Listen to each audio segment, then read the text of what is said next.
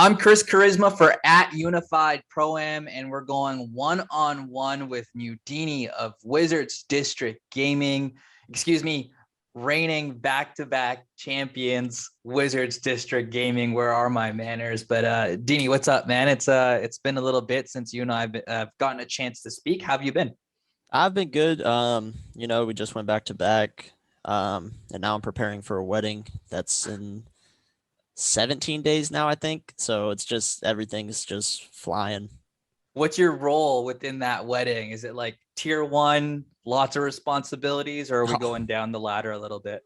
Going down the ladder, I'm more of just like I will help if she needs a decision, but more than that, like the only thing I really did was decide what tux that I wanted the groomsmen wearing and like the color of the tie and here and there. I tried to get wings for food, but she said no wings. Really? So I just along for the ride. What's more stressful, winning a championship for Wizards District Gaming or this upcoming wedding? Probably the wedding. The wedding is probably more stressful than anything, just for the simple fact that she gets stressed. Like me and her, like, yeah, we're gonna be together probably forever, wedding, all that stuff. But we're polar opposites. She stresses out about every little thing, and I'm a chill person. I don't stress until there's something to actually stress about. So she gets stressed, and then when she's stressed, then it makes me a little stressed because she's stressing because I'm like, I don't know why you are stressing out. There's nothing to stress about right now. Well, good luck. I mean, it seems Thank like you. you've always have your plate full. But congrats on that, and hopefully everything kind of works out. But I'm excited to kind of get a chance to talk to you today. Guys, for all of you listening or watching, make sure you're following at Unified Pro-Am on YouTube, Twitter, Instagram, and TikTok. Dini, I'm going to throw a little bit of a heater question at you right off the bat here.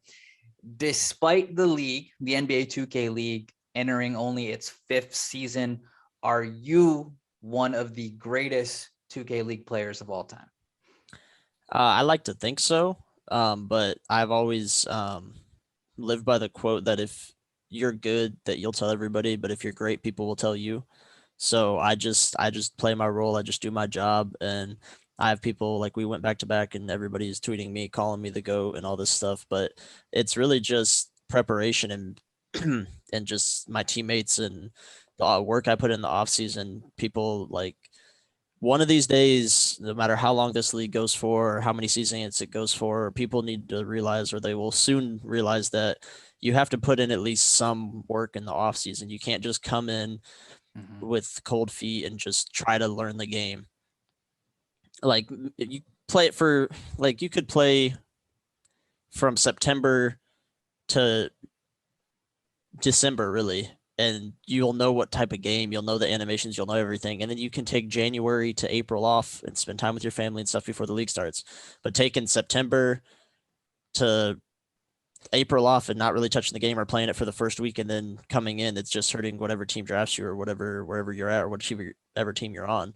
So just the preparation, everything, just I feel like has helped me become one of the better players in the league, if not one of the best in the league. For sure. You saw whenever it definitely impacted more players or players more than others not touching that game during pre-draft. Just kind of looping back to the squad that you're on, that Wizards team being back-to-back champions. The word dynasty is thrown around a lot on social media, particularly Twitter, when it comes to you guys, especially if the team gets that three-peat.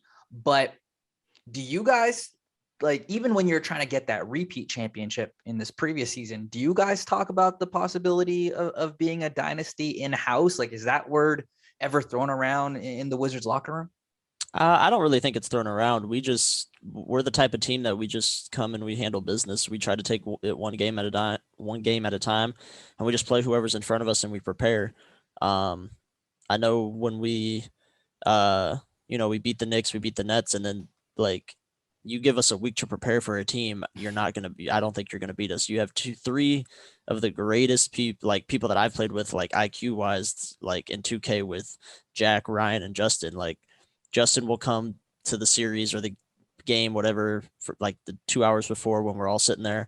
He'll have 3-4 pages of notes on stuff that Splashy likes to do, what everybody likes to do. Jack has notes about like what guards like to do. It's just little stuff like, and you're not going to beat us if we have time to prepare. We'll know every little thing that you like to do because I've said it for 4 years. Yeah, 2K is a video game, but people still have tendencies when it comes to a game because if something works for them for so long, they're going to continue to do it. Like, for example, with Duck or Chris Pesos for the Knicks, we knew that every single time he did a crossover in front of his body, if he didn't go between his legs, but if he did the crossover in front of his body and started to go one direction, he was doing the behind the back, trying to beat you back to the other direction. So we would just sit on it. In game one, he tried to do it on me 4 times in a row, and he didn't get anywhere because I just sat on it.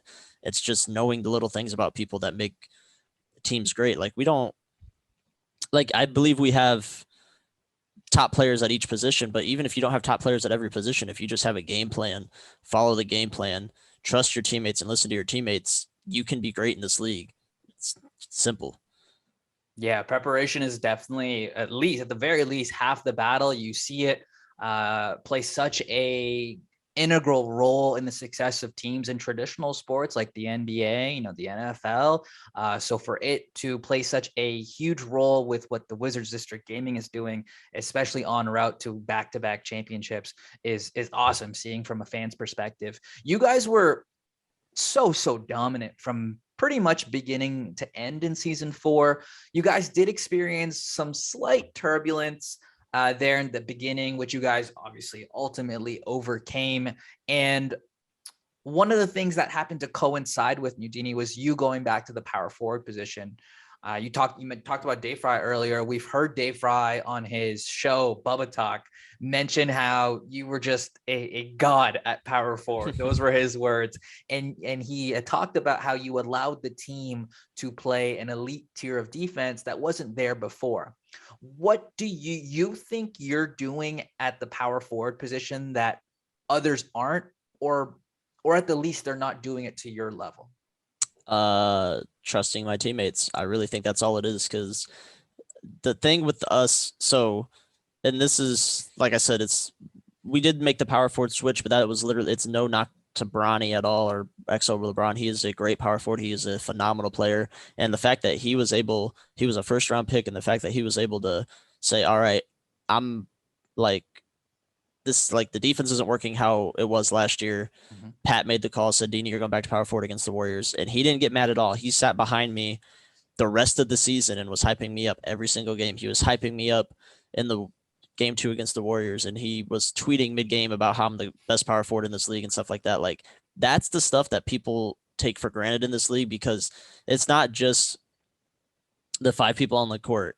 When we made the finals, Justin said it best. He said all 7 of us, because he was talking all the way down to our cameraman, Cam, because Cam was with us all year. He was doing content with us, and he was a cool dude, and he understood it. He would come to us and he'd be like, hey, I need to I'd like to record this during practice. Is that okay? Because he didn't want to interfere with our space. He didn't want to get in our face with cameras and stuff like that. He understood that we were on a mission. So yeah, it's just, it's just, I don't even know. It's just tough. What was the beginning question again?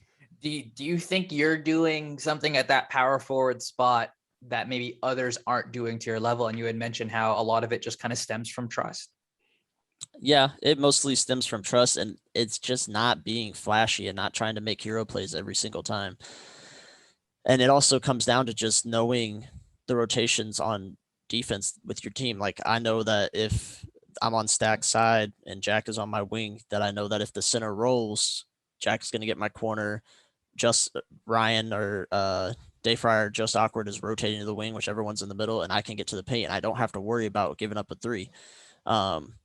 And also, I think it's just fundamental stuff, in my opinion. I know a lot of power forwards are great in the league. I know a lot of people say, like, I'm probably not like the best power forward because I'm not the most flashy. I don't do the most to like get a bucket. Like Zay Bucks, he's probably one of the best offensive power forwards in the game. He knows all these little dribble moves. He knows how to do the step backs. In season 3, when I went to power forward, I watched Zay. I watched what he did on offense, and then I listened to Ryan on defense when he was explaining stuff to me.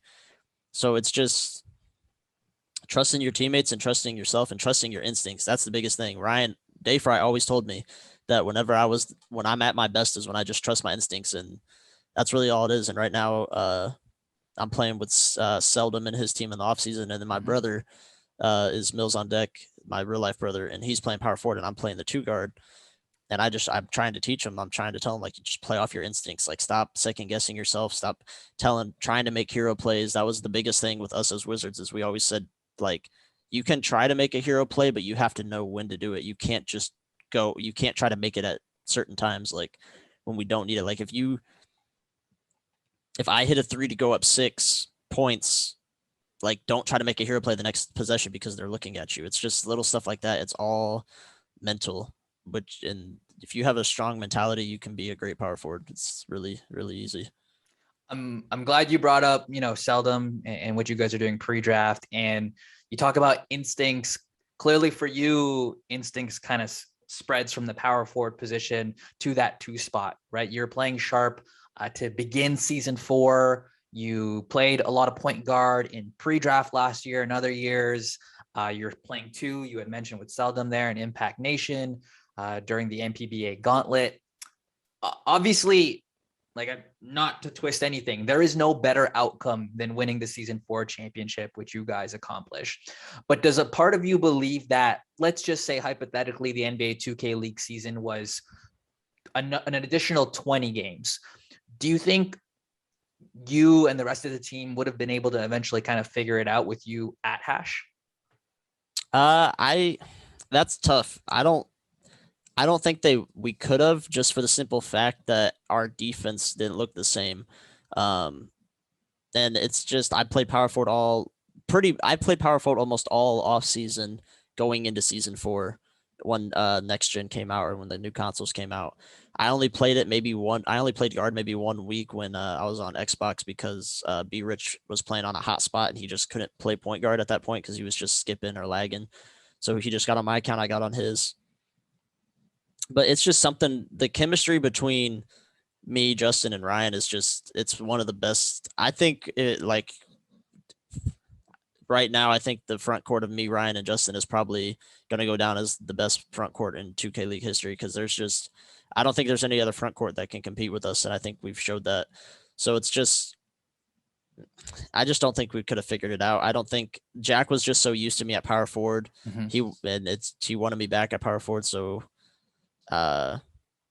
before the season started, he didn't want me during the season, but before the season started, he told me, like, I want you to stay at power forward. Like, we should draft a guard and this and this.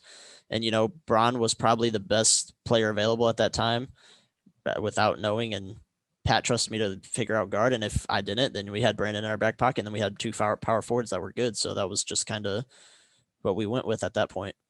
Yeah, you guys were clearly able to kind of figure it out and map it out and just kind of wing it along the way, and it resulted in another championship. True or false, the power forward position continues to be underestimated in the NBA 2K League? I think that's a true statement. I mean, like I said, power forward can be a make or break position. If you have a bad power forward, your team's not going to be good. If you have a good power forward, I mean, your team could be great. If you have a great power forward, your team's going to be amazing. Like, we were 4-3 before we made the switch, and like I said, no knock on Braun. It was just the chemistry with us 3 was different. So we were 4-3 when we made the switch, and I think we finished 22-6, and we went on a 10-game win streak, or a 9-game win streak once I went to power forward. It's just a good power forward can change the game on so many different things. Like, Ryan knows that I'm going to get the box out for him, or he knows that if he gets the box out, I'm getting the rebound. He knows that if he goes for a contest, that I'm boxing out the center. Like, I've had, what was it? We were 4-3. We finished 22-6. So I've had 21. I only played 20 something games at power forward. I played like 7 less games than every other power forward that played power forward all year. And I was still top 3 in every category except for steals, I think. So it's just like, if I had a whole season at power forward, I probably would have been number 1 in most categories, especially shooting percentage. I shot crazy out the corner. And if I didn't have the shooting guard stats that were like imposing on my 3-point percentage, I probably would have been shooting like 80% out of the corner. So it's just little things, man. Last 2K League question before we kind of move on to pre-draft here, but what needs to happen for that narrative around power forwards to be changed in the 2K League? I mean, I think it's starting to change. I think people are realizing like, okay, like power forward is a position that's needed. Like if you have a good power forward, like you will have a good team. Like there's so many good power forwards in this league. Like Crown, it was his first season. Normally he's a center. He comes in, he plays power forward, but he's guarding pick and roll. That's Mhm. what made the Hornets like their defense. That's what made their defense really good. Him and Trap had really good chemistry on the pick and roll, and it allowed Pete to play lanes on a 7-2 build or a 7-1 build. Um, Bread change. Bread literally single-handedly kept the Blazers. Bread and Randoms kept the Blazers in Game 2 against the Jazz, and they should have won. But Beezus hit a hell of a shot, which Beezus is another good power forward. So it's just, I think people are starting to realize that the power forward position is needed, especially if you have a power forward that can hit his shots. He can also make reads. He can rebound. He can play defense. He can make the right rotations. He can bait. It's just, I think people are finally starting to realize that the power forward position is needed in this league. Yeah, it's crazy that out of that 4 spot you can impact so many variables and so many things over the course of an entire game. But let's talk some UPA. Let's talk pre-draft. Unified Pro-Am Association holding its second ever World Championship, Dini, this time live in Las Vegas for $50,000. As someone like yourself who has won quite a bit of money in the NBA 2K League, what were your initial thoughts when you heard about this LAN event in Vegas? I think what UPA is doing and everybody that's associated with it is great. I think there needs to be more eyes on Pro-Am in the off season. That way the league can also grow. So it's great what you guys did with the Dallas event. I watched it. We were on our bye week at the time, but I still watched it. I was in bed with my fiance and we were just watching a movie, but I had it on my phone just to like watch, just to see, because it's cool. It's I get to take a break. It's not like eyes aren't on me like us now. It's like I can chill. I can actually watch games. So it was nice. And I believe you guys. I believe is it Vegas is going to be the HyperX Arena? Yes, exactly. Yeah. So season 2, that's where the tournament was the HyperX Arena. It's a great arena. It's a great hotels around there, and it's good for prospects to get seen. Like even if you don't win out there, if you have a crazy series or if you have crazy stats or you play crazy, you're gonna make it out of that. You could easily get noticed. Yeah, for someone who has been a part of this community for a long time, from the very beginning, um, how does something like UPA Worlds, and even just even putting aside that LAN event, just like the series of online tournaments and leagues that make up the format, how does it take the community to the next level, especially in terms of content and branding? It takes it to another level because at that point you can get other. Really, Zoe, right now? Really? It just takes them to a whole nother level for the simple fact that it allows people to maybe even get sponsorships. It allows UPA to get sponsorships. They get sponsorships that can maybe lead to more money in the offseason, because then those sponsorships could help, provide money for the first place people, the second place people. And then maybe the tournaments do so well that the 2K League is like, hey, maybe we should partner with these guys to where now we help host these tournaments in the offseason so that people can get draft spots, but they also win money, like a large amount of money. Or maybe we just host off-season tournaments for everybody to be a part of. And now you might see, if UPA and like UPA and the 2K League partner up and they're like, oh, we're having first place gets $100,000, $150,000, whatever, for 5 people or whatever. Now you might see the Wizards team back up to go play in this tournament because we're like, hey, it's more money, and like it's just it can build a lot of rivalries. It can build a lot of stuff for the Pro-Am community, which is what is needed. And it can just bring more traction to the league, which is what is good, because the league is growing each year. Even if it's slow, it's steadily growing each year. So the more eyes that we can get on Pro-Am, the more eyes we can get on the league. It's great. Like for example, I've been playing. There's a mode on the new 2K 2K22. It's like no squads 3v3, and I go in there with my guard and I'll just practice jump shots and stuff or practice dribbling. And some people recognize that. They'll be like, "Is that the real Newdini? Is that the real this?" So it's like we're growing in the 2K community, but we have to find a way to grow outside of the community as well. For sure. Now I know you're a busy man and you've got a lot on your plate, as we discussed earlier in the show. But will you be competing in any of these kind of future UPA events? Will you be out there in Vegas, if not playing, just as a support? I might be. I'm hoping that it's maybe on a weekend like it was last time, where it's just like a Saturday, Sunday type of deal. Just for the simple fact that my fiance works. And if it's on a weekend, maybe we could leave that Friday night, get to Vegas, check in, and that way she could come and see what I do. And she's never been to a live event that I've actually played at. She's never been to a 2K event or 2K League event. Last year, if there was no COVID and we made the finals, I was going to fly her out. This year, there was no COVID, but she worked on the weekend this year that was of the finals, so I couldn't fly her out. So it would be interesting. I definitely think I'm going to try to be out there. I definitely believe I'm going to be participating. I believe we'll probably be with Seldom's team unless something happens. But yeah, I will do my best to be out there. Hey man, January 22nd, January 23rd. It's a Saturday, Sunday. So definitely looking forward to kind of seeing you out there. If not playing, again, just supporting. For a lot of these players that will be playing at that event, if they didn't make it out to the Dallas event, they'll be making their debut on stage. What is it about the stage that just hits different, especially for first timers? It's a lot. I mean, there's the composure aspect, and everybody always says there's momentum in 2K, but and there's momentum in 2K, but there's momentum on stage because you throw 2 turnovers in a row as a point guard. Now your mind's racing because now the other team's up talking to you, calling you baited, saying all this stuff, and then you're like, wait a minute, is this really happening? Like, am I really folding on stage? And then next thing you know, it's getting worse. So it's just a big composure thing, and just like how well you can compose yourself, how well, like, because you could be missing on stage and it's like, okay, can I regain my thoughts? Can I come back and make the next shot? Or am I going to be thinking about it too much? There's so many little things that mentally that play into playing on stage rather than just playing the game of 2K. That's good advice. So I guess maybe just in general, what advice do you have for prospects trying to make a name for themselves over the next couple months? Play your game. Stop trying to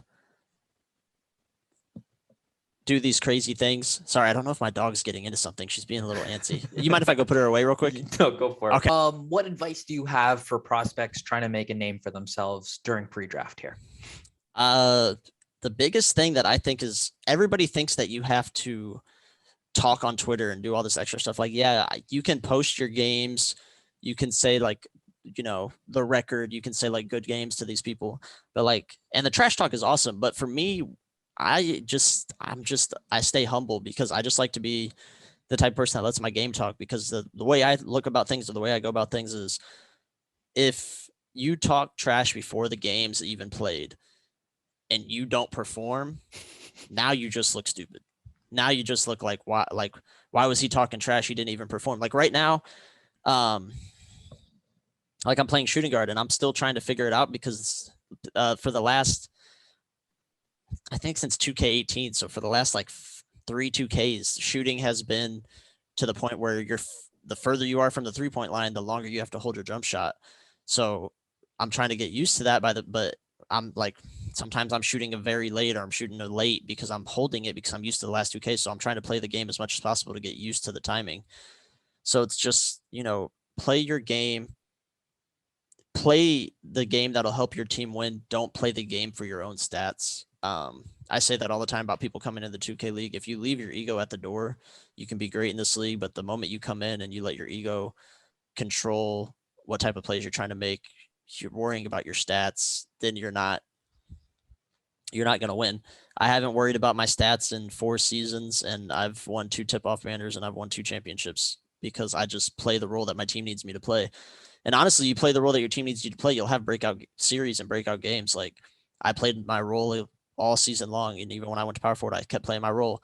And then we met the Pistons in the regular season, and I averaged 16 and 9 at power forward. It's just like those are usually center numbers, but it's just play your role. Like things are going to happen.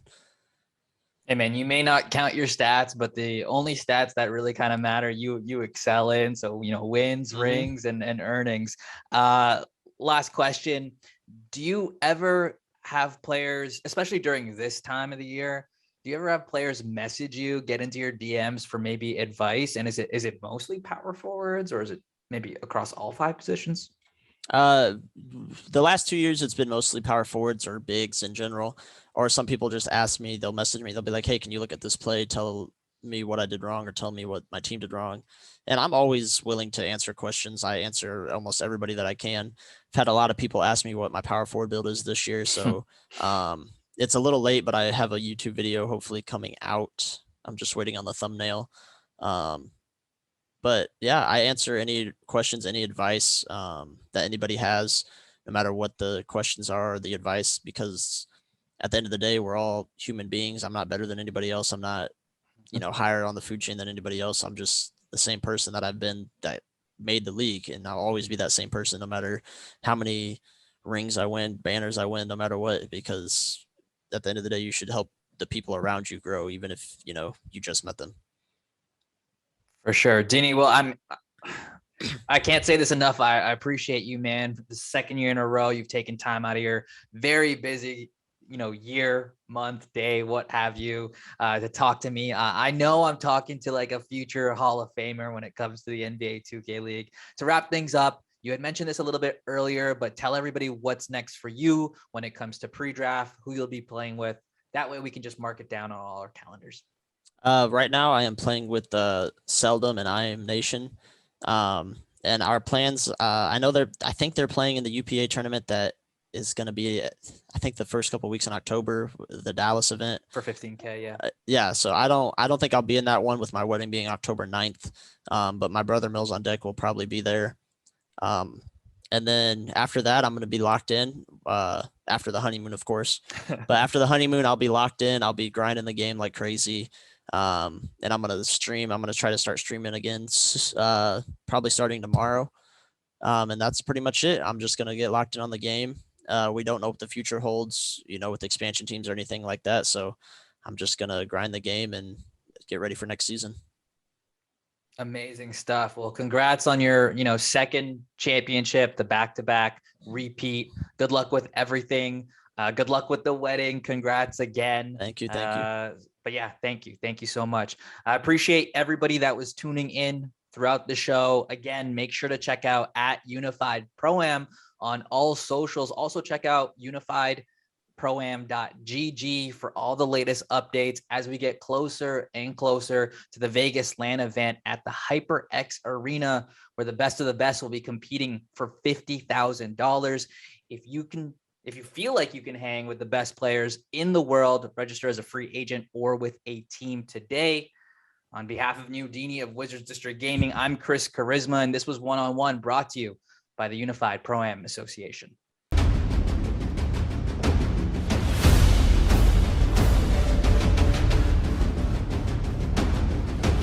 got nothing. Let's fuck it!